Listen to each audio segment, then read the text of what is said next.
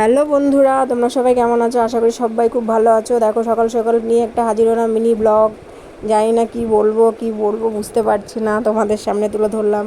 দেখো গতকাল রাতে আমি পায়ের মধ্যে একটা গুঁতো খেয়েছি। এই গুঁতো খেয়ে আমার জীবনটা চলে যাচ্ছে। পা নিয়ে আমি হাঁটতে পারছি না।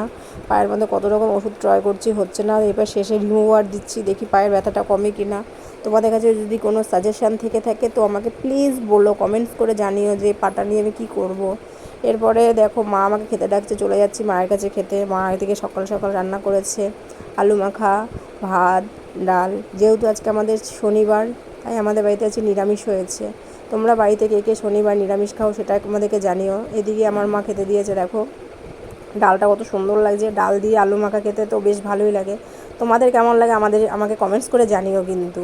আর সত্যি কথা বলতে এই প্রথম আমি তোমাদের সামনে ভয়েস নিয়ে উঠেছি, কী করে কী বলবো বুঝতে পারছি না। যদি কোনো ভুল হয়ে থাকে তো আমাকে বলে দিও যে দিদিভাই এখানে ভুল হচ্ছে, কিংবা বোন এখানে ভুল হচ্ছে। এটা একটু তোমরা যদি সাপোর্ট না করো তাহলে কী করে আমি চ্যানেলটাকে এগিয়ে নিয়ে যাবো বলো তো তোমরা সবাই, তাই না? এদিকে দেখো মা রান্না বসিয়েছে, চাল কুমড়োর ঘন্ট করবে, পাট শাকের ভাজা করবে এবং প্লাস ডাল করেছে, আর একটা সবজি হবে। আর এইদিকে আমাদের বাড়িতে মিস্ত্রিরা কাজ করছে, তাই ঘর দূর এলোমেলো, ঘর গোছানোর কোনো পরিস্থিতি নেই। ঘরগুলো গোছানো হবে, আগে ঘরটা কমপ্লিট করে নিই, তারপরে ঘরগুলো গোছানো হবে। আর কিছু বলার নেই, তাই না বলো? আর যা গরম পড়েছে, এই গরমের মধ্যে মানুষ কী করে যে হাঁপ ছেড়ে বাঁচবে সেটা বলে বোঝাতে পারছি না। তো তোমাদের ওখানে গরম কেমন হয়েছে তো আমাকে একটু প্লিজ জানাবে, গরম কেমন আছে, গরমের মধ্যে তোমরা সবাই কেমন আছো। এদিকে মা কিছুটা রান্না করে খেতে বসেছে। আর আমি কি করলাম, মা বললো মিস্ত্রির জন্য একটু চা বসিয়ে দে, তাই চাটাও একটু বসিয়ে দিলাম। দেখো আমরা সকাল সকাল খাবো, ওরা কি আর খাবে না? তা কখনো হয়?